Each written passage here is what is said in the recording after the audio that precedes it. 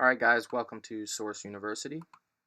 So today we're going to have a discussion about what I call a matrix wake-up call for trapped sleepers. So lesson 1, section 1, the matrix basics. Let's start with the question that brought you here. What is the Matrix? So the Matrix released March 31st, 1999, and it's a science fiction film about a dystopian future where humans unknowingly live inside a simulated reality while their real bodies are harvested for energy by AI machines. Now, this movie is more than just a movie, it's actually an allegory, a story or image that reveals a deeper truth. So, watching The Matrix, we see Neo go through an awakening, and this moment shows Neo waking up to the real world, a horrifying truth that humans are not free, they're plugged in, powering a machine known as the Matrix. So, their bodies are used as batteries while their minds are kept asleep inside a dream world. So this isn't just science fiction or predictive programming, it's symbolism for your life right now. Now, the real matrix is the system you were born into. The matrix is not just one thing, it's everything, from the laws you obey, the religion you follow, the school you attend, the money you chase, the news you watch, the food you consume, and the pills you take. It's all connected. It's a worldwide machine with a unified goal, and that goal is control. So the matrix is essentially a metaphor for society. Society functions like a giant machine. So, like any machine, it needs energy to run efficiently. You want to ask yourself, where does it get its energy? You. Your time, energy, and attention power this machine. You're also directly plugged into it, just like a battery. So, you are capable of escaping this machine, but before you escape, you must unplug. And before you unplug, you must wake up. So, waking up is essentially opening your eyes. It's becoming aware. And when your eyes are open, you're awake and aware, which leads to raising that awareness. So, after raising your awareness, you become more aware and aware of more. So, when you become more aware, you're increasing your depth of awareness. Depth of awareness is essentially what you are aware of. So it's the quality of your awareness. Everybody starts with a low depth of awareness, and the goal would be to raise that depth of awareness. When you become aware of more, you increase your scope of awareness. Now, scope of awareness is how much you're aware of, so it's the quantity of your awareness. Say you've raised your depth of awareness, the end goal would be to end up over here. So increasing your depth and scope of awareness is how you unplug. And unplugging is a result of becoming aware of the right things. The more you wake up, the more things that will register in your awareness. And unplugging is detaching yourself from the control mechanisms within society. Just like Neo detached or unplugged himself from the Matrix, first Neo wakes up, then he unplugs, and finally he escapes the Matrix. So Morpheus raised Neo's awareness, which led Neo to become aware of the Matrix and woke him up. Um, this led to Neo literally unplugging from the Matrix and eventually escaping it with the help of Morpheus and his team. But it all starts with awareness. Awareness, or waking up, is the first step to escaping. You cannot escape something you do not understand, and you cannot understand something that you are not aware of. So there's 3 stages to escaping. The first one is to wake up via awareness. The second one is to unplug via understanding. And the third is to escape via transform action, which are actions that actually transform your life. So you might be wondering, what am I waking up to or becoming aware of? So section 1, we discussed the matrix as a concept, how your identity controls you, how you're plugged in, and the large-scale influence of the matrix. So you'll be able to see how the matrix works. Sorry about that. So you'll be able to see how the matrix works and uses you like a battery, the mechanisms of control that plug you in, and who this applies to, or who is plugged in. So from the moment you're born, you feed the system, and most people never even realize it, let alone question it. So if you're wondering, how am I plugged in? You're plugged in through control, what I call the control pillars. There's 3 pillars of control.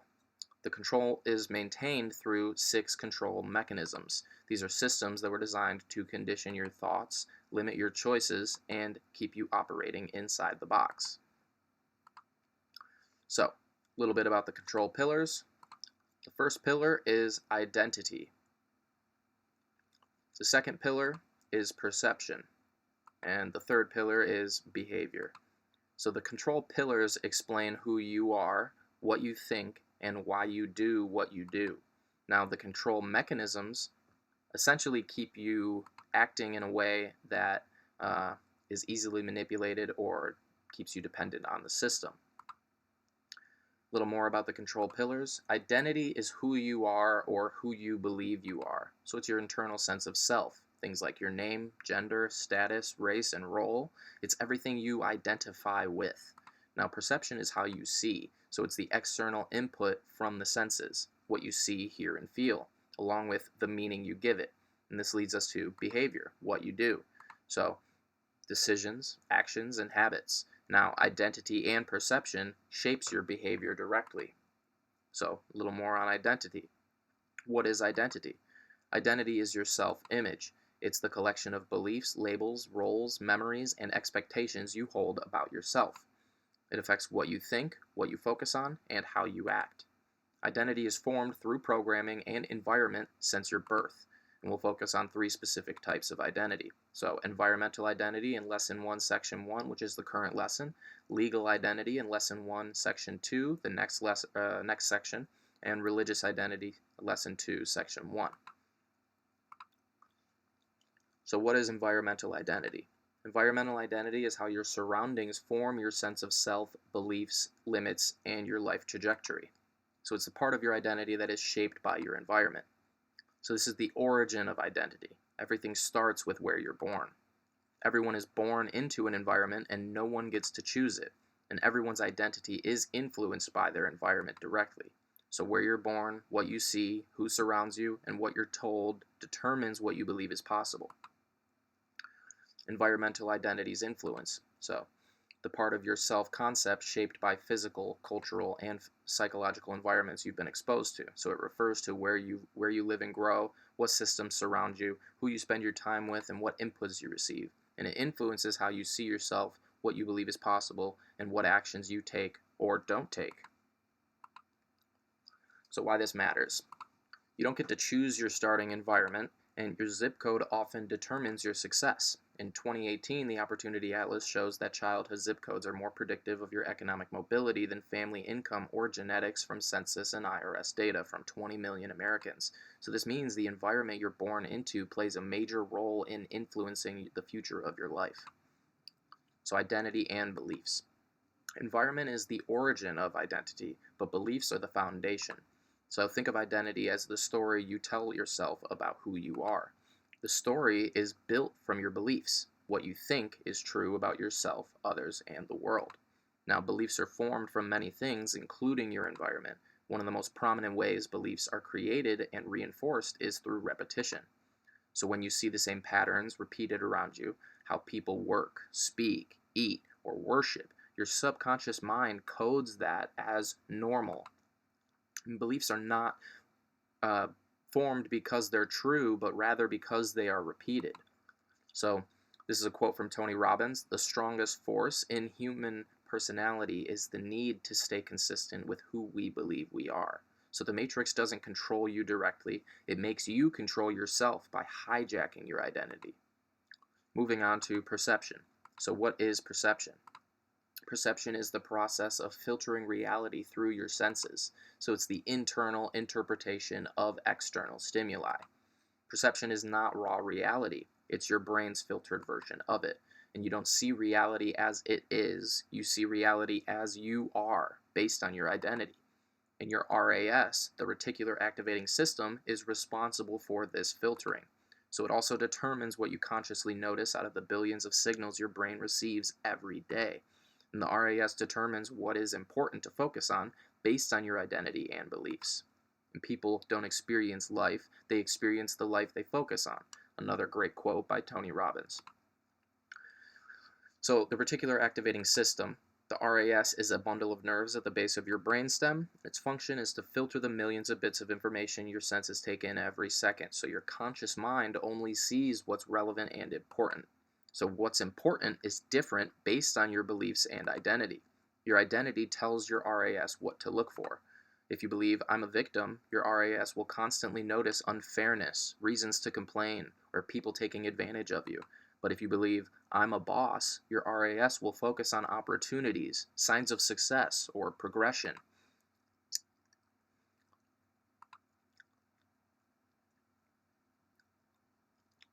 So if you believe you can, you will. And if you believe you can't, you won't even try.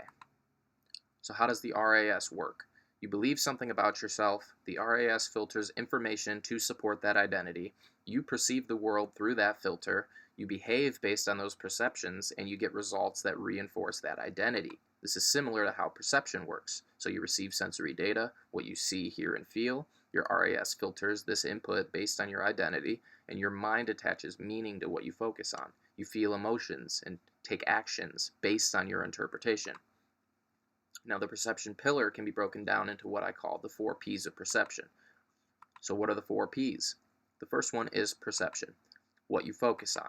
The second one is perspective, which is how you interpret it. The third is personality, which is how you react to it. And the fourth is personal reality, so it's what you experience. So perception is sensory awareness from external stimuli, so it's the senses. Depending on your identity, you will focus on different things. Different things will register in your perception based on what you identify with. Now, perspective is how you interpret that input, so it's logic. If perception is the lens you see through, perspective is the angle or position you're viewing it from. Now, personality is your emotional patterns and response, so it's your attitude, your reaction to your interpretation of what you focus on. Now, personal reality is the life you live, so it's your experience. Now, who you are, your identity, leads to what you focus on, which influences how you interpret it and the meaning you give it, which affects how you react. And that all affects your personal reality, the life you live, your experience.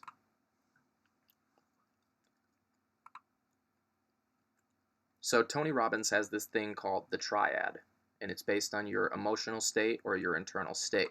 So our internal states are created by 3 controllable factors: physiology, like your body, posture, breathing, and movement; focus, what you pay attention to; and language, words you use to describe experiences. So your state shapes your perception, and if you change any one of the 3, you'll see a different reality. Physiology. So the quickest way to change how you feel is to change your body. Stand tall, breathe deeply, move with energy, and your emotions will shift. Tony refers to a power pose that, if held for 2 minutes, can increase testosterone by 20% and decrease cortisol levels, the stress hormone, by 24%. The point here is that a powerful pose can radically impact your biochemistry. It's just that simple. Now, focus. Focus is where you place your attention. So, where focus goes, energy flows. I'm sure you've heard that quote. Now, whatever you focus on, you feel, whether or not it's true.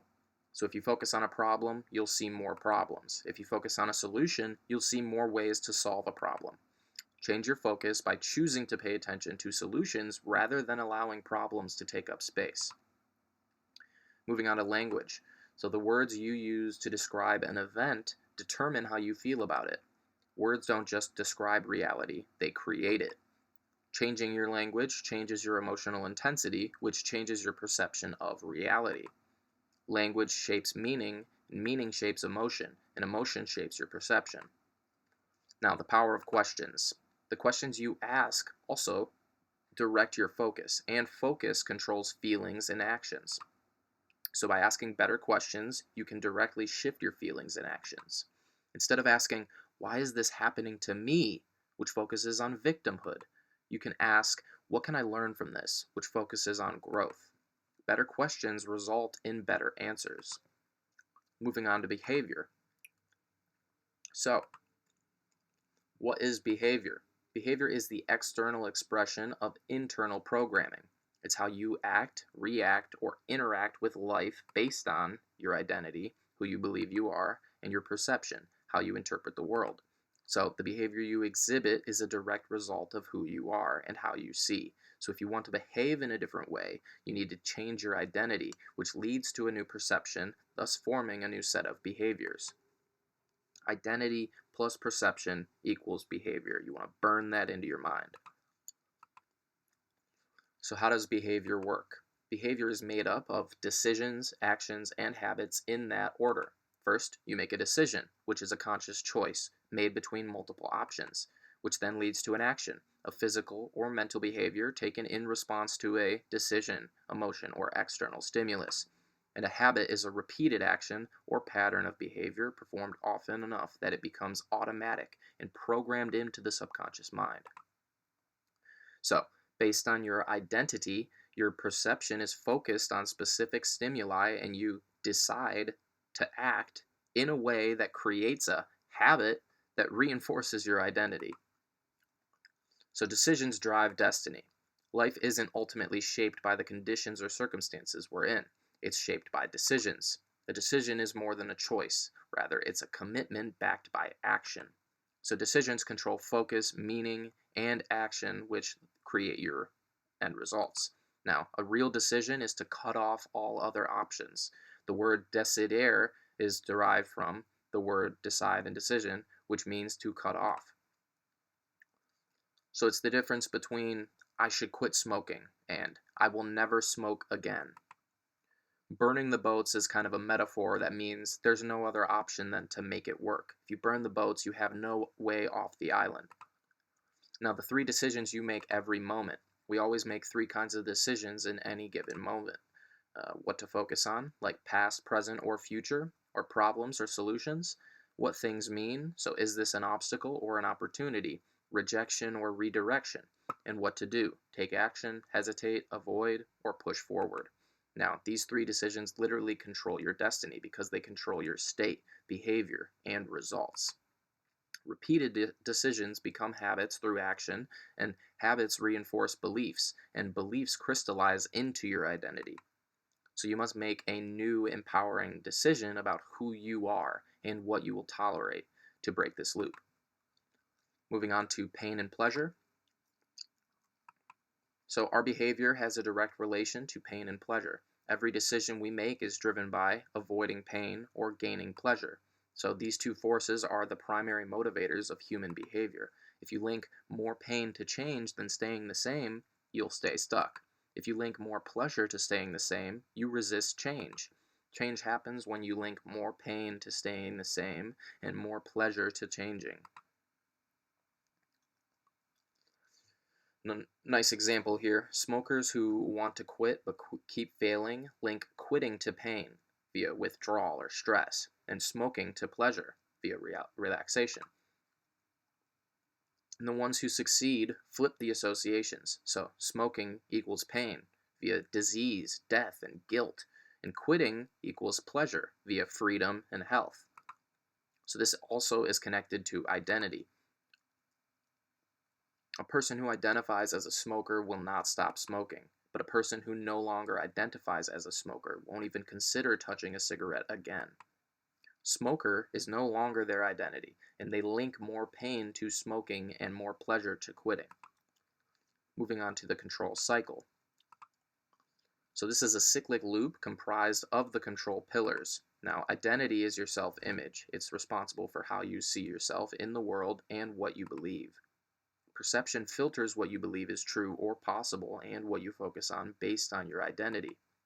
And behavior aligns with those beliefs and leads to results that reinforce your identity, and the loop repeats. So how does the control cycle work? Number 1, identity, who you believe you are, leads to your perception, which is how you see the world, which leads to your behavior, how you behave or how you act based on that perception. All right, continuing on. So results. Your behavior leads to your results, which are the outcomes your behavior produces, and this leads to a reinforced identity, which are your results confirming your beliefs of your identity and restarting the loop. So we'll cover how to break the loop specifically at the end of this section, so make sure you stick around for that. Now, the 6 control mechanisms. The legal system, the religious system, the education system, the financial system, the health system, and the media system. So these 6 influence almost every person's control pillars. The legal system. So the legal system is the structure a society uses to create, interpret, and enforce laws. What's included? Laws, rules set by governments to regulate behavior. Courts, which are places where disputes are resolved and laws are interpreted. Judges and lawyers are qualified people that apply and argue the law in court. Law enforcement, like police officers and sheriffs, and legal processes like contracts, laws, trials, penalties, and appeals. The religious system. So, a religion is a set of beliefs and practices about the meaning of life, spirituality, and moral values, often centered around worship of a higher power. So, what's included? Sacred texts like the Bible, Quran, Veda, Torah, etc. Places of worship like churches, mosques, temples, synagogues. Clergy or leaders, priests, pastors, rabbis, monks, and rituals and ceremonies like prayer, fasting, festivals, and rites. Now, doctrines and teachings come with that as well, moral codes, beliefs about life after death, and rules for life. The education system. So, education is the process of learning knowledge, skills, and values, often through structured instruction. So, what's included? Starts with preschool, ages 3 to 5, you're learning basic social and motor skills. Elementary school, ages 5 to 11, basic reading, writing, math, science, and social studies. Leading to middle school, ages 11 through 14, advanced academic subjects, so a little bit more deeper understanding of the writing, reading, math, science, and social studies. And high school, ages 14 to 18, preparing you for college, trade, or work. And then we have college, university, so higher education for specialized knowledge or degrees. Now, financial system is the system or network of institutions, markets, and rules that manage money, investments, and economic activity. So what's included? Banks and credit unions, which deal with savings, loans, credit, etc. Jobs and employment, so how people trade work for money. Markets, like the stock market, are commodities and real estate. Taxes and inflation, which is money collected and printed by governments and the Federal Reserve. Debt and credit, so borrowing and repayment. And the health system up next. So the health system is an organized network of services and professionals that work to maintain and improve people's physical and mental health. So what's included? Hospitals and clinics, which are places for treatment and diagnosis.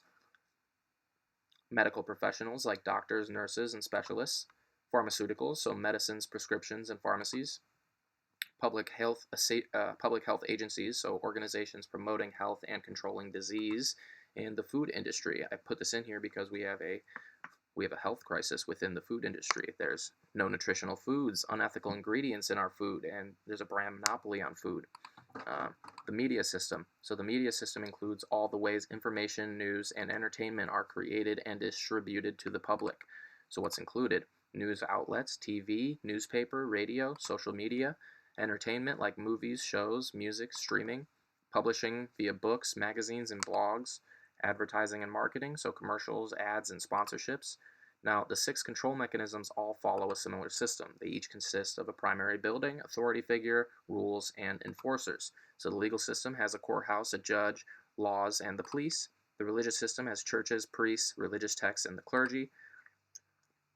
The education system has schools, principals, curriculum, and teachers. The financial system has banks, bankers, tax codes, and the IRS. The health system has hospitals, doctors, medical guidelines, and medical boards. And the media system has TV studios, news anchors, censorship, and the owners of the media themselves. So let's break down their influence. The legal system. According to a UNICEF report, 86 out of 195 countries assign ID numbers and register birth certificates, so approximately 44% of the world. Prominent countries like the United States, Canada, United Kingdom, Australia, New Zealand, Germany, France, Japan, India, China, Brazil, Mexico, South Africa, and Sweden all follow this. Religious system.